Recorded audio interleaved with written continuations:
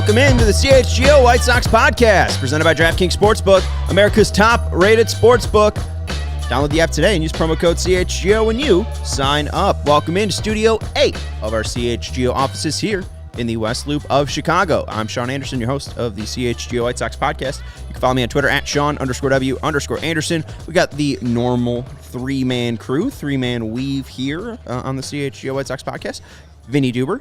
Follow him on Twitter at Vinnie Duber. He's our CHGO White Sox beat writer, and our connection to Jonathan Toews. It's because I'm wearing a Blackhawks jersey. Yeah, you're like you're the Forrest Gump of Jonathan Toews history.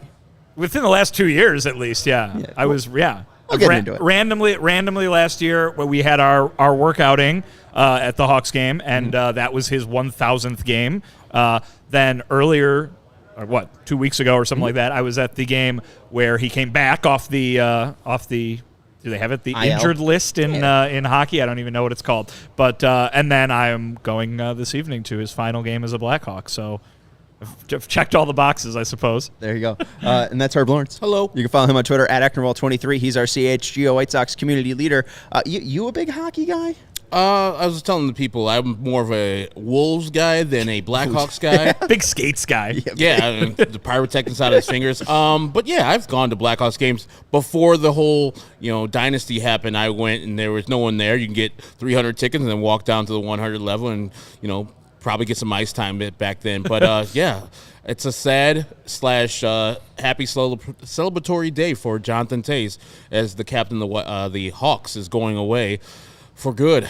Oh, at least we're not the Hawks. Herb He's not going to be playing for the Hawks anymore. Herb put the nail in the coffin. He's not going to be playing here anymore. Yeah, no, he's gone. We're going to talk a little bit about Toews, kind of try to tie it into the White Sox. Vinny had a good way to phrase this. We'll talk about which Toews future will the White Sox see. Will they have maybe not 3 titles? That'd be real nice. But title success, or will they be restarting? Will they have a third rebuild, as Mike Rankin kind of alluded to yesterday when we were talking post 13-game check-in? Third? When was the first one? What are we counting the first one as? I guess the first one would be 12 when Rick Hahn initially took over, but yeah, that wasn't really hey, we're rebuilding. They didn't tear down. Yeah, they were just like, we're in between. We're rebuilding / going for it. I don't know. He's been on the job those half measures that didn't work for anybody. All the years where they lose blend together. Then we'll talk about the red flags, because if they're losing, hey, what's concerning about this team? What's truly going to hinder their ability to be successful, or what is not going to be a worry come August, September. And then we'll wrap it up with a little bit of preview for the next 5 games. We'll go through the next starts for each and every one of the rotation and starting pitchers. But let's jump into the first topic with Jonathan Toews. More about Toews, the Hawks themselves, and we have even Jonathan joining us on the table there. Do you have connection to this team? I mean, we shared the CHGO, the graphic on at CHGO_sports today of longest tenured players in Chicago. Toews since 2007. I don't think there's a player since 2013 since then. Leury Garcia was up there and a long tenured White Sox. But what does he mean to you, if anything? What does that team and that run mean? Well, Jay Zawoski and I were working at the Score at the time, and I was oblivious to hockey, what the NHL, especially the hockey that the Blackhawks were playing at the time, because the Score did the games, and I had to, drone through doing the board in those games, and it was tough. It was a tough go. And so when they got Toews and Kane, Jay's like, this is a game changer right here. And I was like, yeah, who cares? It's hockey. And then those guys won 3 cups, so a team that hadn't won a cup in 45 plus years.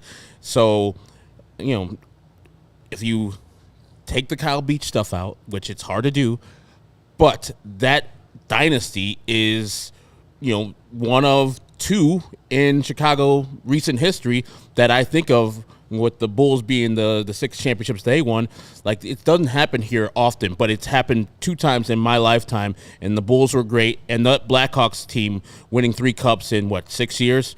Phenomenal. You can't win those championships without Jonathan Toews. As the captain of those teams, he was probably the best two-way player initially, and then Marian Hossa came, and then he's like, get out of here. But then Jonathan Toews is just the embodiment, I think, of this whole Blackhawks dynasty. When I think of the Blackhawks, and the guy I think of, Kane might have been a better offensive scorer, but Toews was the guy. Toews was the captain for a reason. He had the C on his chest for a reason. Never really had anything off the ice, and every time you spoke to him, you're like, okay, that guy knows what he's talking about, and his hockey IQ was on point too. So it's going to be sad, and it's a good send-off tonight for the Blackhawks and their fans to give this guy a nice farewell.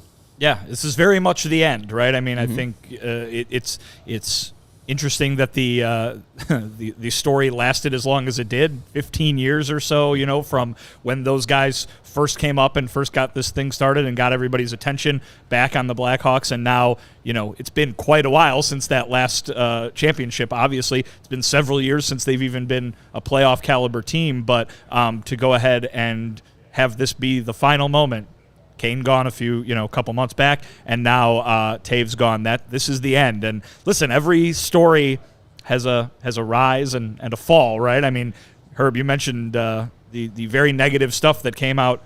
I mean, terrible stuff that came out in the wake of those championships and that run.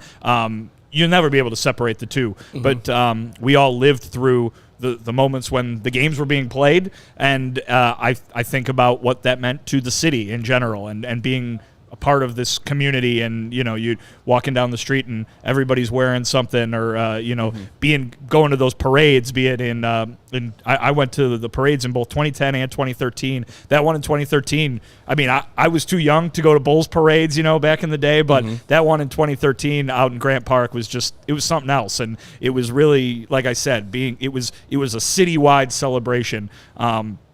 I didn't know if I wanted to bring this up, but I'm going to. All right. I don't remember if it was 2013 or 2015, but the next day there was a clip that went kind of viral. It was WGN Morning News. Some guys out at Wrigleyville had been going nuts all night long for them celebrating the Stanley Cup. And there's a viral clip the next morning. And there's a guy walking down the street, and the reporter who's still out there or went out there again to watch him clean up or something is out there. And the guy walks by him and he stops. And the reporter goes, "Sir, what do you think about the what do you think about the Blackhawks?" And something like this. And it was a black guy. And he goes, "Man, you want to know how good the Blackhawks are? They got black people that care about hockey." and it kept it moving too. And then just kept walking away. And so, that's a funny moment, a viral clip and stuff like that. But I think it goes to show you the power of these teams have in this city, where even whole communities in this city that might not be terribly interested in one team or one sport, everybody kind of comes together when times are good. And I think that that's really says something, and it was really cool to be a part of. Tonight is truly the final end to that period of time when the Blackhawks were the biggest thing in the city. Let's do that hockey. I mean, I kind of disconnected myself from the Hawks after the 2015 run and win. So the beach stuff, again, just horrendous. But that really wasn't a crushing blow to my fandom, because it kind of has already waned. But 2010 to 2015, when they were winning, I got into hockey big time.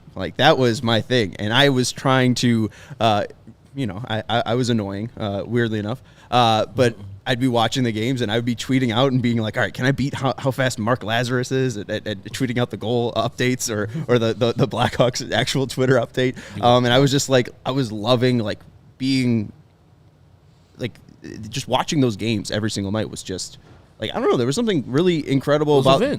It was must-see TV. It was must-see TV every game of an 82-game season was must-see TV. I was thinking about this today too. What was so fun about the Sox in 2020 and 2021 was they just kicked everyone's ass. 2020, I mean, that was the most fun baseball I've ever watched, especially the first 50 games, because Jose Abreu was a god. I mean, he was untouchable, and it was the most fun experience to watch. My team was winning, and it's not even my team at that point, because I really wasn't into hockey. But again, the Blackhawks had their own reasons to not have Chicagoans be into hockey, in the early 2000s, because it was tough to watch. Literally impossible to watch. So you made friends with Alec. Yeah, we were the only people of our friend group that actually liked hockey, and kind of same like you.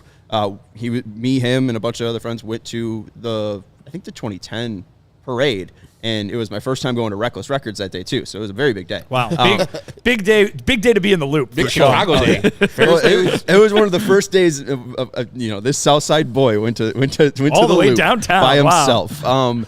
But that never seen the streets more packed. I mean, like literally just end to end, people shoulder to shoulder, just for the moment of, oh, there's the right bus. Hey, oh my God, that was cool. That's Yeah. it. All right, what do we do now? Because we were going to Grant Park because that was already packed with 1 million people. But even those pictures, I mean, like 1 million, and then there was like 3 million, and then like 5 million people for those parades to celebrate those teams. It was an incredible time in Chicago. And again, like they made a lot of hockey fans during that time. And if the Hawks are ever good, if they get Connor Bedard, probably watch a lot more hockey just because that's a fresh start for this team, this franchise, and hopefully they can have success again, and hopefully they can kind of make good on the end of that era because, again, a bad taste in all of our mouths. Let's go to the question that you had, though, Vinny, tying it back to the Sox. What Hawks future holds which Blackhawks past is the Sox future, I guess? Is it championships or is it a rebuild and, legends being sent off? If I was, it's it's Sent gonna off. be tough. Right now, as we're standing 5-8, and a team that is not looking promising, we don't have young players that were like, okay, wait until XYZ comes, y'all's in trouble. That's not on the White Sox right now, so I can see maybe another rebuild for them, and hopefully they do it right. If they do get a rebuild, and this same core of Rick Hahn and Kenny Williams get their second rebuild, they go all in when it's time to supplement the roster with major league talent. So you go all in with a big-time contract for a right fielder, if need be, pitcher, et cetera, et cetera. So that's what the Hawks did. They needed a player to put them over the top. Here in comes Marian Hossa, one of the best players in hockey history, great two-way player. Now, if the White Sox can get that type of player to supplement whatever spot they're missing, that would be great. I don't see them winning 3 championships, let alone 1 in the near future. So I would say on the pessimistic side that they're going to be more the rebuilding team, and hopefully they do well with it this time. I mean, I threw that question out there because I think they followed a similar blueprint. Not to the T, obviously, but baseball is so different than hockey. Obviously, we've seen the Blackhawks, core fall apart so rapidly just because of what the rules are, because they've got that hard salary cap, no such thing in baseball. But the White Sox have tried to rebuild themselves to create a core of guys. And listen, we've gotten to the point where the core is not just the guys who they got in those trades, right? I mean, the core now has included Yasmani Grandal for 4 years. That was an outside addition, and there are, Lance Lynn is in his third year with the team. I mean, like Liam Hendricks, these are guys that they went out and got, right? Maybe none of those guys are future Hall of Famers like Marian Hossa ended up being, but it'll be interesting to see what happens, because I think they tried, and I'm not going to sit here and tell you they're going to win the World Series, this year anytime soon, just because we've seen how good the teams in front of them are right in the moment, right? The Blackhawks shot up to be the best team, and for the better part of a decade, they were the team to beat every single year. I mean, if you're looking for the parallels between the Blackhawks and a baseball team, the Houston Astros are that team, right? Because they rebuilt, they went out and got some guys, and they have stayed at the top of their sport for years and years and years. But I don't think, too, that we're at the point yet where you can definitively say this group of guys that the White Sox placed their faith in, and I mean, what we're talking 6-7 years ago at this point, right? He's completely never going to do anything, right? I mean, it could be a division champion, be it this year or in the couple years moving forward. It could, best case scenario, be a team that makes a little bit of noise in October. I just don't see them being, in the next couple years, the best team in baseball, unless something changes, and it could, but I wouldn't say the championship future of the Blackhawks is or past is on the horizon for the White Sox necessarily, but I don't think. I talked early, this is the end of the Blackhawks dynasty story tonight. I don't think the White Sox are near the end of their Rick Hahn rebuild story, if you want to call it that. Yeah, I mean, predicting when that expiration date's going to be is going to be interesting, and I think it's going to. We're going to have a better idea, obviously, at the end of this season. But I mean, I think this window could be anywhere from like 2 to the end of Luis Robert's contract. I mean, you're going to have Luis Robert until he's 29. Is he a Patrick Kane, of course he's a Luis Robert type player. Is he a Patrick Kane, Jonathan Toews like player where, if you have him, you're always going to be contending? And that was kind of the issue of having those two on this team, the Hawks team, is that they're like, we're old. We'd like to compete, and you're bad. We don't really want to help all these young players. Like, I don't know, is Luis Robert going to be want to be on a rebuilding team? Is that at a point where you trade him? We're too early to tell. Right. But I think they are similar in how they built themselves. Obviously, two different sports. When you go out and spend and get Marian Hossa, Hall of Famer, you're spending $62.5 million on an 11-year contract or 12-year contract. Like, that just doesn't add up. Playing $5 million for a Hall of Famer, the White Sox would love to do that. But, that's not what it is in baseball. We see the Benintendi signing of 5 years, and I think the best way that we could kind of make this comparison is if we had to make lines for the White Sox, right? Like, they signed a first-liner. They signed a first-line Hall of Famer.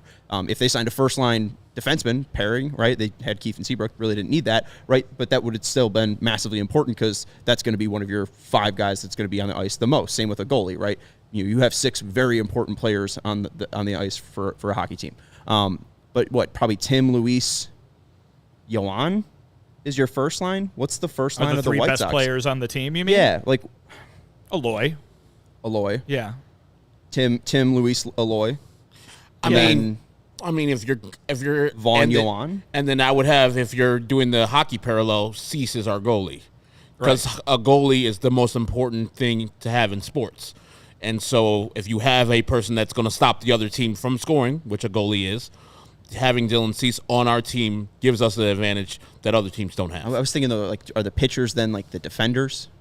I don't know. It's a tough thing, but like, where does it's a tricky analogy. Where does Benintendi, Grandal, and Hendricks first liners? And that's the thing. I don't think they ever went out and got that first liner. They never got that game changer. Well, I mean, they got great players at their position, but the positions they got are kind of lower value. I've said this a million times before, and I think this might end up being one of the main topics when it comes to the White Sox rebuild is that they thought they had those guys in-house already. Yeah. And the Blackhawks had 2 of them, right, in Toews and Kane, but almost all those other guys they had to go out and get it. Seabrook, I think, might have been in-house maybe, but everybody else they got from other organizations. So was Keith, too. They were both in-house. No, Seabrook was from Philly. Seabrook was the okay. Seabrook and I Sharp, knew one of the Seabrook or Keith were not in-house. Keith's from here. He was in-house. The point being that I think the White Sox... Yeah, Seabrook was in-house. He was a first rounder. I think the White Sox thought that they had their top 5 players were all guys that they already had, and they didn't need to go out and spend Marian Hossa-style money or make a Marian Hossa-style signing because, hey, look, we got all those guys in those trades already. Now, it hasn't necessarily worked out that way yet, mostly because almost all of those guys have been bedeviled by injuries throughout their career. I think at this point, You're looking at who is the best guy that they got in those trades. You're probably looking at Cease, and then I guess you could put TA as an in-house guy too. No, Cease is better than Aloy.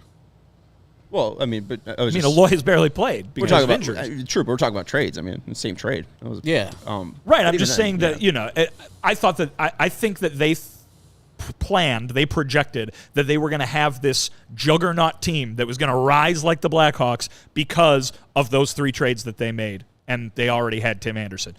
And they're just going to go out and it's going to be guys that they can plug in and puzzle pieces that can fit in there. But the heavy lifting was already done. And mostly because of injuries, it has not worked out that way. But, I mean, all those guys are still here. Yeah, all those guys are still here. And I'm not, like I said, I'm not going to tell you it's going to happen tomorrow or at all because who knows. But that was their plan. And I think that you're right. They haven't gone out and gotten that guy, but I think they were under the impression they didn't have to because they already had those guys in-house. Well, and it's tough to play, the what-if game, but I just think if we're thinking about just the starting lineup too, Obviously, Vaughn in-house, taking him draft pick. With the draft pick, Kolas as well in-house. Benintendi, you go out and sign him. I think I obviously wanted to see a different right fielder. Could have been anybody. Could have been Kyle Schwarber. Whatever. Not the point. I guess the other point or place that I would go to is then Nick Madrigal, 2018. Like, he was supposed to be one of those guys too. He was supposed to be one of those guys, but also again, like taking a 5'8" second baseman, like was that the right choice when you still needed so much help in right field? Like the name I was going to bring up, and maybe you'll be on my side. Kelenic went 2 picks after him. I mean, like Kelenic in right field right now would be pretty nice. A left-handed power swinger. But that, I don't know. Out of that, you could say proven college bat at Oregon State with Madrigal and ready to go. Yeah, or high school guy that needs time to develop in Jarred Kelenic. I, at the time, didn't know, and I still don't know too much about college or high school baseball, so I'm not going to question because the results didn't turn out right.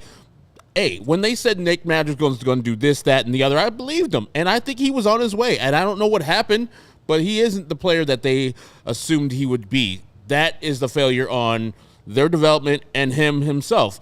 Now, I don't know if Jarred Kelenic's the same player in the White Sox system and or if Nick Madrigal's a different player in a different person's system. That's why I always say about Fernando Tatis, I don't think he's this if he's the White Sox prospect still going forward. So I can't second-guess Rick Hahn on the result of that draft. Yes, I would love to have he didn't make that pick. Well, I mean, was it Nick Hostetler. Yeah, and that's why he's reshuffled in the organization. Now there's a different guy there, Mike Shirley's. But yes, I think that I won't get on him too much about that because I thought that guy was the best college bat at the time, right? Best hitter, they said. Yeah, that was their argument. Yeah, is that he was the best hitter in college baseball. And they wanted to take the guy who was going to be there quickly, who was not going to need too much more seasoning in the minor leagues because they saw what you guys all saw, which was a couple of years we're going to be ready to go here. So we better have the guys who are ready, soon enough. Zach Collins' pick too, Sesh Poppy pick calls up. That's a top 10 pick that also did not turn out the way it should have. I remember them talking like, man, he's got a premium bat. He knows how to work the pitches and work the counts, can walk, all those good things. And in the minor leagues, boy, did he. Oh, my God. When he got up to this major league system, he's like, I forgot all the stuff I had learned back there. I'm just going to strike out and hit an occasional home run.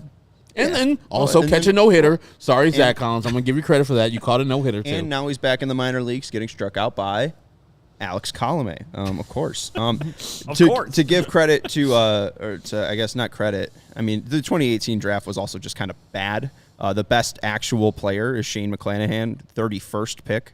So it took a while for the good guys to get taken. When it comes to the baseball draft, Sean, there's no. I don't second guess ever.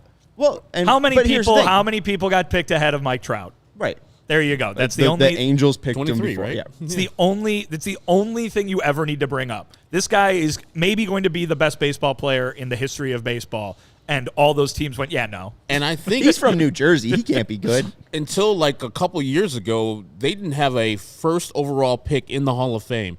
Now I think they have 2. I know Harold Baines is one of them, and I forgot who the other one is. The White Sox. No, anybody. Just any Major team. Major League Baseball never had a number one overall pick going to the Hall of Fame. A-Rod, of course, won't get there because of reasons, but Harold Baines is in there. I forgot who the first guy who broke that barrier actually was. Ken Griffey Jr. Was he 1-1? Yeah. Okay. 87 first overall pick. All right. They could tell that guy with the Hall of Fame, or the not Hall of Fame, but the good baseball dad was going to be decent. Final thing, too, this was going to be the joke part. I don't second-guess them, too, because they got their outfielder of the future in the second round of that draft. It was a college bat. The White Sox? Mm-hmm. Who? Come on. In the Trout draft? No, the 2018 draft. First pick was Nick Madrigal. Second round, 46th pick was outfielder Gavin Sheets. Steele Walker. Oh, Steele Walker. Yes. Steele, Texas Walker Ranger. I just wanted to bring up Texas Walker Ranger because then he got Texas. It's Walker Texas Ranger. Walker right? Texas Ranger. Okay. Yeah, something like that. You guys were old enough. Chuck Norris. All right. We are going to take a quick ad break here, and then we are going to jump into some red flags about why the White Sox might not win a championship like we just discussed. One Want to let you know about our good friends over at Fubo TV. They have 140 live channels of sports, shows, movies, and news. You can stream live TV from any device. And you can watch the most Chicago sports for the lowest price.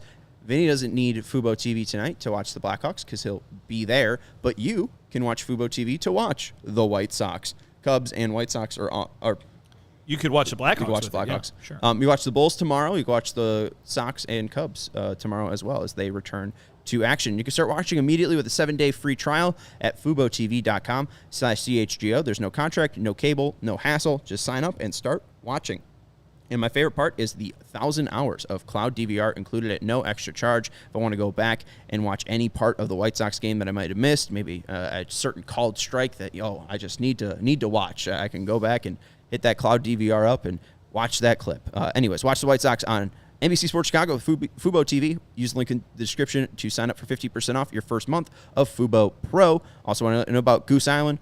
Got a couple beers over here. Vinny's drinking one. Herb's got one. Look at that. Sarah's got one as well. We're all drinking on the job, folks. It's a beautiful day outside. Summer's here. Beautiful day. Summer is here, and that's why you need to drink Goose Island. CHGO, supported by Goose Island Beer Company. They are Chicago's beer since 1988, as Lawrence dies over there. You all right, Lawrence? Maybe you should be drinking the Goose Island. Yeah, maybe we should drink Goose Island.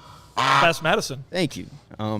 They have the Blackhawks Pale Ale. Again, you're going to the UC tonight. They have the Bull City 312. The can matches the 2022-2023 City Edition uniforms. You can drink that tomorrow as they take on the Heat. They also have the 312 Wheat Ale that Herb and Vinny are drinking. The Bourbon County Stout. The Shandies. I was at Mariano's. They have a lemon, the tangerine, and a grapefruit shandy. Ooh, tangerine shandy sounds nice. Refreshing. Nice. That sounds like a good, that'd be a good name for a person. Tangerine Shandy. Hello, my name is Tangerine Shandy. I'm Tangerine Shandy Duber. Keep it in mind. There you go. They also have the Livin' Easy Kolsch. I believe that is the summertime German beer if you want to get a little summery tonight. Also the Beer Hug IPA series, which Herb can chug. The Green Line, and the Matilda, and Sophie. And they also have the CHGO Bears Draft Party coming up on April 27th and April 28th over at Joe's on Wheat Street. So make sure you check out allchgo.com. Goose Island's 2 locations are open and ready to welcome you. Grab a beer right from their innovative tanks at Goose Island Tap Room at 1800 West Fulton, or get a smash burger and fresh beer of the week at the original Clybourne Brewhouse at 1800 North Clybourne. For reservations and pickup, go to gooseisland.com/location. Goose Island Beer Company. A lot of red flags being raised on White Sox Twitter. People are ready to give up. People are ready to be bitter about this team. White Sox Twitter is pessimistic? Yeah. I'm shocked. Shocked to hear it. Alec is saying his main red flag is the common trend of the front office putting too many chips on players staying healthy when there's no reason to believe that will be the case. So here, I'll lay out some red flags, and health is one of them. Basically what I want you to do, I'll give you 3 red flags, and I want you to say which one is going to stick around the longest. We should have props. I we should have flags to raise, like we're signaling a boat. We have a scarf back there. I don't think we have any flags. Keep it in mind for next time. I will. Yeah. I will. You could use more prop comedy on this show, I feel like. We can. I'll talk. Maybe I know Shane. Call up Carrot Top. Yeah. Well, you just did a road trip with Shane, and I think he just saw Carrot Top. Yeah, him and Tanny saw Carrot Top, said he was hilarious, which is hard to believe. Yeah, very hard to believe. We could call up Gallagher, but then I feel like Gallagher He's wouldn't. currently leave. not with us. Oh, Gallagher died? Oh yeah, he's dead. Oh, okay. I heard he was a bad person too. Yeah, his brother took over the show too. There's he wasn't happy. Second Gallagher? Yeah, it was literally called Gallagher 2.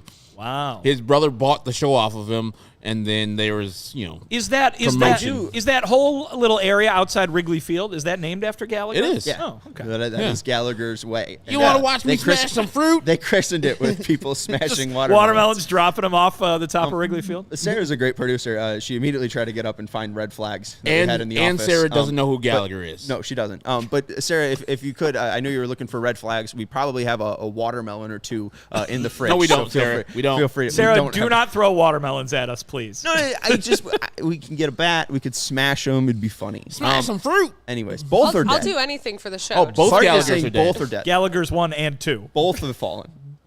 Yeah, when I was a Sir, kid, the Gallagher second Gallagher was the has stuff. fallen. The end of the Gallagher dynasty. As a child, man, Gallagher was the stuff. Smashing fruit, jumping on couches, telling relatable comedy. Sounds like Tom Cruise. Yeah. Then I realized the guy is not that great. No, yeah, don't Don't meet your heroes, kids, because Gallagher will be mean to you in an elevator. Let's get into the White Sox stuff. Red flags. Which one is going to be around for the longest? All right. Injury concerns, the defense, or the hitting?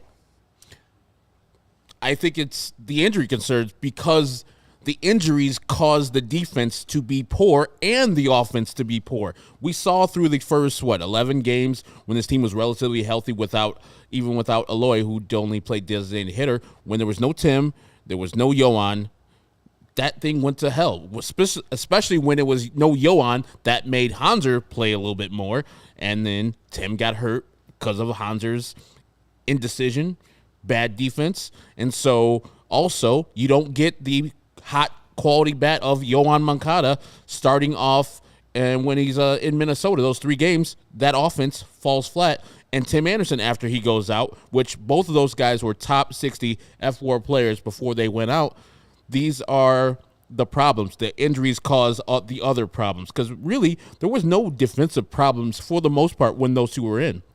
And the hitting was good. They would hit 10 if hits, not great. They were still leading the league in hits.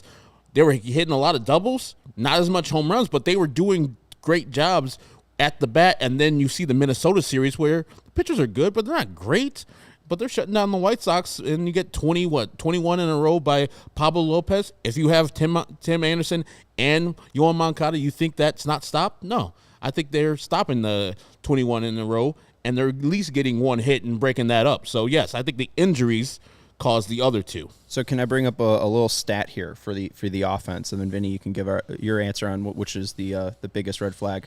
Through games 1 through 9, the White Sox had at least 11 or 13 total bases in 8 of the 9 games. In games 10 through 13, they had total bases of 6, 13, 8, and 11. So just kind of a complete outage, like an outage that really hadn't seen earlier in the season. So I think it's fair to say, correlation, causation. Yeah, I think everything Herb said is exactly right. And I think I would pick injuries, but I don't think the injuries are a red flag per se.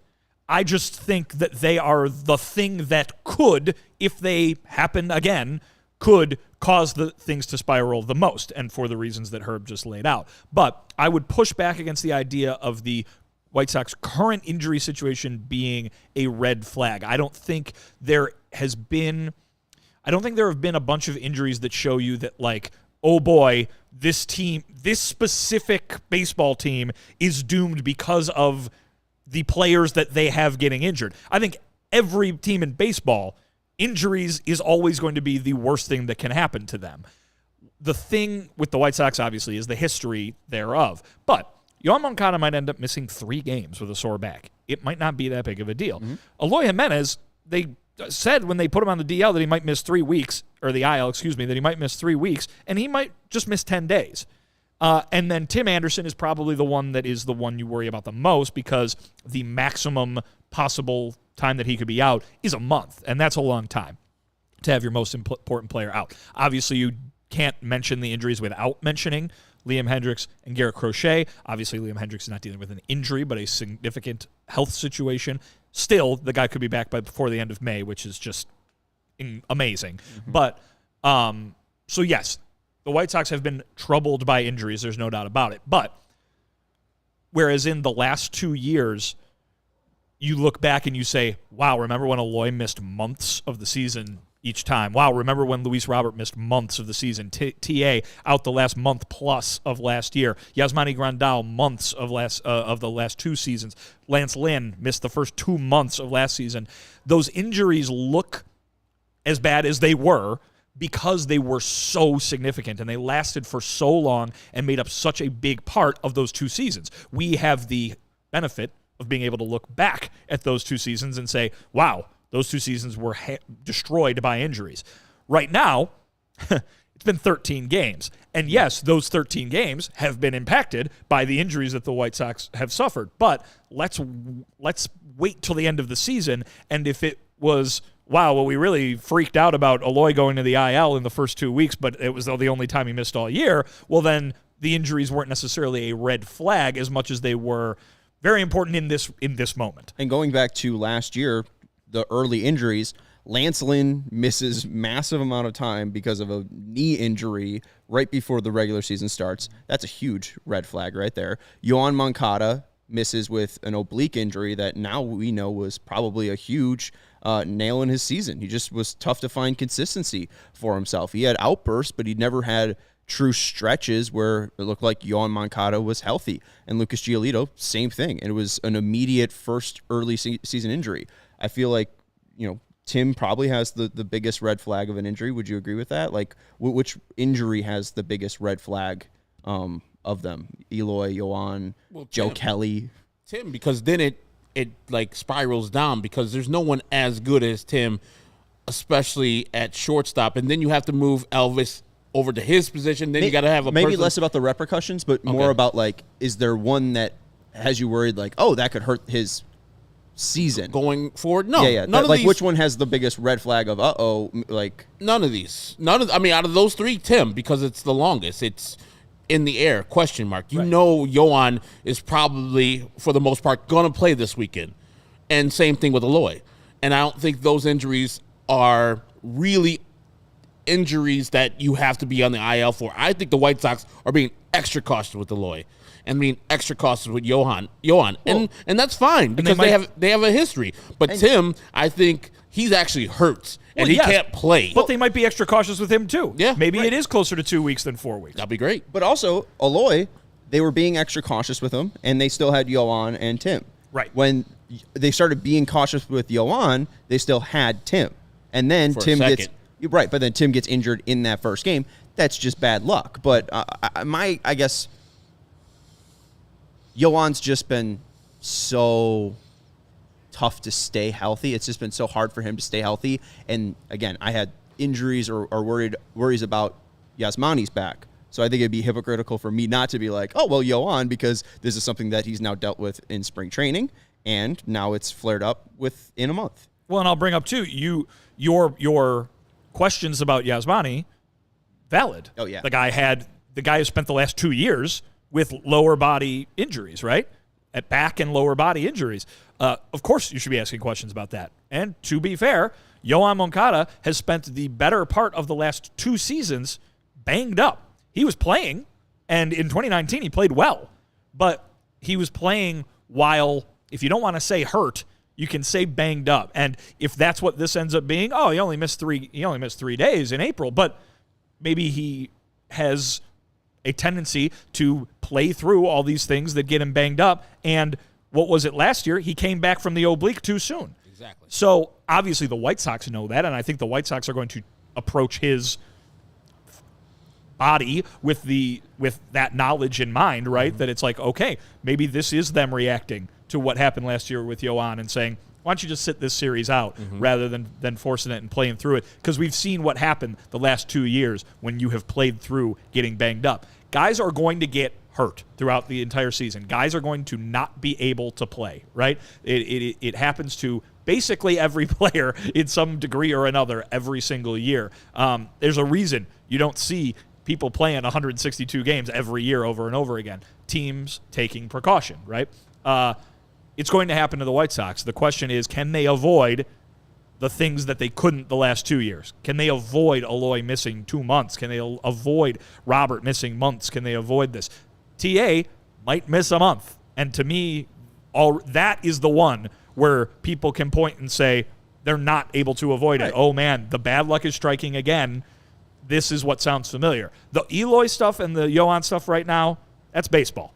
The TA stuff right now, that's the kind of thing. It's also baseball, but it's the kind of thing that has happened too much to the White Sox in recent years. If it is, though, on the early side, if it is 2 weeks, then it's not. Right. So, I mean, we'll that's wait why you got to wait that. and see. Right. And again, we'll have to wait and see. There's nothing else we could do. We're going to take a quick break here, and then we're going to... I think, did you get your guy Husky? Yeah, I will in a sec. We're going to... Super Chat will now go into the next segment, so we'll take a quick break and then talk about the upcoming games for the Sox. Want to let you know, though, about our friends over at FOCO. This Tim Anderson bobblehead right in front of me. It's got the lovely Sox 35th red line stop in front of a giant Tim Anderson and the front little facade of 35th and Shields. You got like a nice little ball. You got a nice little bobblehead. CTA inclusion on a bobblehead. You don't see that enough. I feel it's very nice, and I think they did a lovely job capturing the true facade of Comiskey 2. Yeah, unfortunately, that's pointing the other way in real life when it comes to where it is positioned among the L track there. Yeah. Oh, right. Yeah. But it's a bunch of nice imagery. Absolutely. They did take some creative liberty with how massive Tim Anderson. Yeah, is. that's true. Tim Anderson's not that tall. He's not taller than the or that short either. That's true. Yeah. Not taller than guaranteed rate or like 5 inches. It's a bobblehead. It's he's larger than life, folks. We love our FOCO bobbleheads. The Southpaw one is a fantastic one as well. Get fitted in the best sports gear around. They have hoodies, shoes, signs, bobbleheads, and everything in between. And it is baseball season. They have aloha shirts, straw hats, polos, bags, everything you need for a game. So check out FOCO.com or click the link in the description below. For all non-presale items, use that promo code CHGO for 10% off. Herb. Hello. What you got on your forehead? Oh, I got my Shady Rays on my forehead. Look at you. Man, that's you taking on the sun with gear built to last? Damn straight. Look at you. Optical clarity, too. Your friends over at Shady Rays have you covered with the warm weather ahead with premium polarized shades at an affordable price. Shady Rays is an independent sunglasses company that offers world-class product that's just as good as any expensive pair we've worn. They have durable frames and extremely clear optics for outdoor adventure. You love your Shady Rays, don't you? There's nothing better than Shady Rays, especially on these last couple days as the sun has been shining. I'm like, what's that big object in the sky? I got to have something to protect my eyes. Glad Shady Rays is there for me. There you go. And, two, if you lose or break your pair, even on day one, they told us that they will send you a brand new pair, no questions asked. So exclusively for our listeners, Shady Rays is going to give you their best deal this season. Go to shadyrays.com, use code CHGO. You can look as good as Herb for 50% off 2 or more pairs of polarized shades. Try yourself these shades, rated 5 stars by over 250,000 people. And the final read for today is ComEd. Boys, have you heard about the ComEd Energy Efficiency Program? Yes. Oh, did you know it's committed to helping families and businesses in the communities they serve? Yes. Wow. They help manage energy usage and lower energy bills. Good. Oh, I thought you were going to say yes again. Oh. Now and into the future. You didn't ask a question. I guess. ComEd offers a wide array of incentives on lighting and other efficiency upgrades to commercial, industrial, and public sector customers of all sizes across the territory. And ComEd offers free facility assessments that can help find energy-saving opportunities like HVAC systems, commercial kitchen equipment, or industrial processes. How does it work? How does it work, Shawnee? Wow, look at that. An authorized engineer will work with you to develop a plan, a detailed assessment plan specific to your goals and needs, and these can be done in person or virtually and last approximately 2 hours. And within 3 to 4 weeks, customers will receive a report detailing energy efficiency projects that they can start working on immediately. If you own a business, do not wait. Get started saving money and energy today. For energy-saving tips, lighting incentives, or to schedule your free facility assessment, go to ComEd.com/poweringbiz. That's ComEd.com/poweringbiz. Super chat from Husky Bardo saying, nice reset with the off day. Orioles bullpen is taxed. They just had a series with the Oakland A's. They did win the series. The battle of the vowels. O's versus A's. O's versus A's. The battle of, I guess they used to be close when it was Philly versus Baltimore, no? Way back when. Were they? I don't think the Orioles existed way back then. Mercy. But in the first game, they used. I think they were St. Louis Browns. Yeah. Look at you. Yeah. Very nice. A lot of teams leave St. Louis. I wonder why. Mercy. Even the XFL team left. Yeah. The Battle Hawks. No, they're back. No, they went to LA. No, that was a joke. Oh, that was an April Fool's? That was an April Fool's joke. So in the 12-8 game, Orioles used 5 pitchers, 4 out of the bullpen. In their 8-4 win, they used 5 pitchers, and in their game today, they used 5 pitchers in an Adley Rutschman walk-off.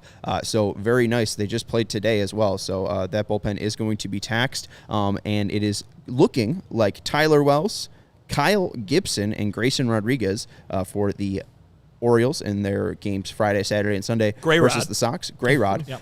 And then Clevenger, Kopech, and Cease. Cease versus Gray Rod is going to be one hell of a matchup on 1:10. We will be with you for a post-game show that day, but no post-game and pre-game for Friday, Saturday, or Sunday. But we will I'll be with there, you though. on Sunday. Yeah, I'll be in the Vinny will be ballpark. there. Make sure you follow him on Twitter at Vinnie Duber. He'll be cranking out articles at allchgo.com, and make sure you are reading those over at allchgo.com. They are free and unlocked. But what do we make of the series with the Orioles? We don't have to keep this too long because I know you got to get going, Vinny. I thought that last year, the Orioles, I don't know if you guys remember, it was a late game. I think Austin Hayes hit a couple home runs. It went late into the Baltimore night, like 1 a.m. before the game ended. They flew to Chicago. I was like, here we go. White Sox about to eat versus the Baltimore Orioles. No, sir. The Orioles looked like the better team on the field. At that time, I think the Orioles were under 500, and eventually I think they finished a couple games above 500 and almost made it to the playoffs. But I was like very impressed with what Mr. Hyde, Brandon Hyde, has done with that team, and now they've got reinforcements. Adley Rutschman is the stud that everybody thought he would be. Gunnar Henderson is a great player. We see what Cedric Mullins does. They have people are going to be, man, these Orioles in a couple years are going to be competing for championships type of team. And so the White Sox got to take advantage of this not great pitching staff. I mean, the starters right there, Kyle Gibson, we've seen him as a Minnesota Twin, as a Texas Ranger. As a Missouri Tiger. As a Missouri Tiger. Were you there at the same time? I don't remember. Maybe. Yeah, and the guy going tomorrow, I was like, who? I was like, Kip Wells pitching? That's what Vinny said. I was like, who the hell is Wells? The White Sox have faced him one time in 2021. 7 guys faced him. Only Adam Engel got a hit off him, and it was a home run. So they have mystery there with Mr. Wells, and I think he's only pitched versus the Texas Rangers this year. But this is a series the White Sox have to get right because there's a gauntlet after it. I mean, this is the start of the gauntlet. The Orioles are a really damn tough team. While the White Sox rose to the challenge of the Houston Astros when they played in the first series and have failed versus teams that are other, like they're not world Not as beaters. good as the Astros. Like the Giants are not good. The Pirates have a good record, but no one's saying, oh, here we go. Here's the Pirates. And the same thing with the Minnesota Twins. The Orioles are, hey, this is a measuring stick. We need to see how we can do versus one of the better teams in the AL East. And this is where the White Sox hopefully step up to the plate and raise their level of play, especially if they're getting Yoan and Aloy back. Kyle Gibson was a Mizzou Tiger 2006 to 2009. So we overlapped. You and Kyle Gibson. 1 year. 1 year. Yeah. There you go. You and KG. What do you make of the Orioles? Well, the Orioles are good. And so Herb was exactly right. The White Sox played really well against a really good Astros team. The last 3 series, they did not play as well, and in some cases played quite poorly against some teams that I would say, even though the Twins are a step above the Pirates, certainly, the gauntlet that the White Sox are going to face coming up here, these teams are all better than the Twins, and we saw what the White Sox just did against the Twins. They're all supposed to be better than the Twins, I should say. The White Sox need to win the series. They have yet to win a series right now, and for as much as everybody has been on me the last 2 days for reminding everyone that it's early in the season, if you're not winning series at all, which is what the White Sox are doing, then early ends really quickly because you put yourself in a big hole. It would be one thing if they were, if you spend the first 2 or 3 months doing what they did last year, which was, you win a couple, lose a couple, win a couple, they're right around 500, the whole thing. If you're dropping 2 out of 3 every time, then it gets late really quick. And the White Sox need to avoid that because as much as the season is never over until it mathematically says it is, the math is going to be working against them in a hurry if they are that far down. Playing catch-up is harder than not playing catch-up. And the White Sox have the ability, as we saw against the Astros, to compete with teams, to win games, to win series against good teams. If they're going to be one of those good teams come the end of the season, they need to stop dropping 2 or 3 here every time they meet a team. 4 series in, they've yet to win one, and now the work gets more difficult. So it starts this weekend. They've got to get the hitting. They got the hitting before they went to Minnesota. The hitting was fine. Then they went to Minnesota and it fell off. They need to get the pitching. These things need to start getting more consistent, because I don't think anybody can say right now, you can point to a unit and say that unit is terrible and this facet of the game is terrible. They're going to go nowhere because of that. It could be good one day. It could be bad. That's the problem. It needs to get consistent. And the starting pitching has gotten better as time has gone on here. The offense has now dipped. They need to line these up. You remember, Herb, in the old NBA video games when you go shoot a free throw? And you have the one thing moving this way and the one thing moving this way, and you've got to get them right in the middle. Yeah. The White Sox have not gotten them in the middle yet. They've gotten one in the middle, but then the other one's all the way down Their here. rating's or like they've got one 38, here and it's all the way like over here. They need to line them up. They have yet to do that yet. Once they can do that, they can start winning more consistently. But things have, in terms of what has been bad so far, the first 13 games, they haven't won enough times. That's what's been bad. And to further your analogy, like that thing is pretty going slow. And the White Sox are not hitting in the middle. You're saying it's a pretty good free throw shooter? It's going slow. It's not Shaq and then doing it's like this? hitting this. Like, because those teams they're facing are not great. Right. And they're like, here's off the rim. I guess. Front iron. But then raise the question, is DR DeRozan in the crowd screaming at you while you're taking the free throws, and then you'll be missing them. Topical. This has been a real full Chicago sports really show has today. been. Hasn't Yeah, it? we can the Bear host. shirt on, Thanks. too? Kevin, we could start hosting the CHGO Sports Podcast. He left. No, he did? Okay. All right. So, real quick, we don't have to go too deep into the Baltimore series or whatever, but just tell me when the White Sox are the better team. Okay. Okay? Like, clearly, in team. our opinions. Better Okay. team. Baltimore. Keep on going. Philadelphia. Tampa. Toronto. Tampa. Minnesota. Cincy. There. Yes. There. May There. 5th. There, right there. I'm going to those It's a gauntlet. games. I'm It's going a to those gauntlet. games. That's Wow, gonna Herb be tough. loves the NL Central. I Happy mean, Cinco de Courtney Mayo. loves the NL Central. She needs to see Stretch. that terrible ballpark and eat some of that terrible chili. Hey, the Gabbip. Ugh, I The know. American Ballpark. It's terrible. The house Griffey founded. I hope the city's better than it was in whatever year we went. Me, Tandy, and Brendan went to that city and watched the game there, and it wasn't great. Oh. The best part about that ballpark is their Hall of Fame, which is outside of the ballpark. Never been. Should go. The Hall of Fame is pretty nice. You're not giving it The Hall of Fame's pretty good. a ringing endorsement. They gave us 2 bobbleheads that day. One George Foster, one to get in the Hall when we got in the Hall of Fame, and one Tucker Barnhart, your guy, My guy. bobblehead, and I sold both of them or Good for gave you. both of them away. Final thing. What a story. You brought up catchers. You brought up switching catchers like Tucker Barnhart. Adley Rutschman is going to terrorize the White Sox. No, he terrorizes everyone. He so, does, yeah. but I just want to say, like, just because he terrorized everyone because he's really good at baseball. Yeah, someone made a tremendous pick in picking him for his AL only fantasy team before the season started. Congratulations. Oh, thank you. My team, by the way, is running away with it. We don't even know. I've got Wander Franco. I got Brandon Lau. I got Bregman, who's starting to get hot. I got Rutschman. Wow. Do you pick all AL East people except for Bregman? Oh, Abreu. Oh, okay. You picked Abreu? Yeah. You're done. My guy's red hot. My first baseman's red hot. He's there's 2 hitters on the White Sox that are good, and they're on my team. Well, I got Wander Franco, and it looks like he's going to win the MVP. I guess my shortstop's hurt. Thanks, Tim. But wrapping it up, Adley Rutschman is going to just really great. What I want people to watch, though, for, and this was a really cool breakdown of this on MLB Network, they took the video of his left-handed swing and his right-handed swing from 2022, and you could just kind of see his left-handed swing, beautiful, crisp, clean, his right-handed swing kind of a little bit less refined and sharp. 2023, they took video of his left-handed swing and his right-handed swing, flipped it, and put it overlaid. Yeah, and made his right-handed swing his left-handed swing, and made his left-handed swing his right-handed swing.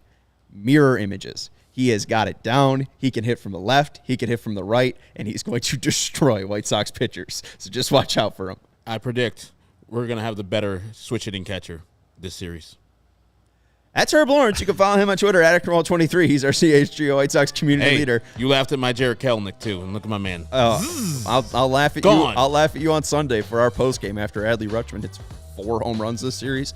That's Vinnie Duber. He's our CHGO White Sox beat writer. He'll be posting articles this weekend on allchgo.com, and he'll be at the ballpark, so make sure you follow his tweets when he tweets out about Adley Rutschman hitting homers. I'm Sean Anderson. You can follow me on Twitter at Sean_W_Anderson. No one did pick Matt Chapman, which is a bad pick. That guy looks really good. Can I take him? No, it's too late. Okay. All right. Do-overs. Well, thank you to Sarah Victor for producing the show. We will see you after the game on Sunday here on the CHGO Sports YouTube channel.